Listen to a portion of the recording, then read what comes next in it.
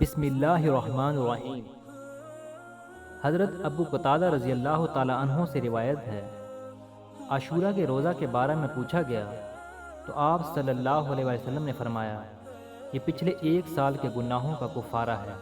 رسول اللہ صلی اللہ علیہ وسلم نے ارشاد فرمایا، جو کوئی محرم کے 3 دن جمعرات، جمعہ، ہفتہ کے روزے رکھے تو اس کے لیے 9 سال کی عبادت کا ثواب لکھا جاتا ہے۔ ام المومنین حضرت عائشہ صدیقہ رضی اللہ تعالی عنہا سے روایت ہے، رمضان کے روزے فرض ہونے سے پہلے لوگ 10 محرم کے دن روزہ رکھتے تھے اور 10 محرم کے دن کعبہ کو غلاف بھی پہنایا جاتا تھا۔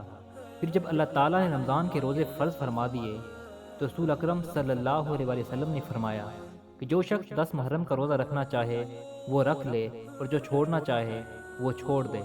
جب رسول اللہ صلی اللہ علیہ وسلم مدینہ تشریف لائے تو یہود کو یوم عاشورہ کا روزہ رکھتے دیکھا تو پوچھا، تم اس دن روزہ کیوں رکھتے ہو؟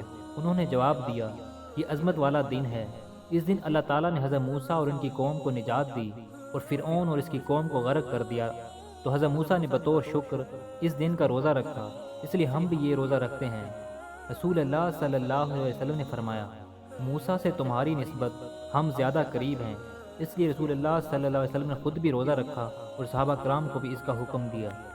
اگر آپ ہمارے اس چینل پر نئے ہیں تو اس چینل کو سبسکرائب کریں اور اس ویڈیو کو صدقہ جاریہ سمجھتے ہوئے آگے شیئر اور لائک ضرور کریں۔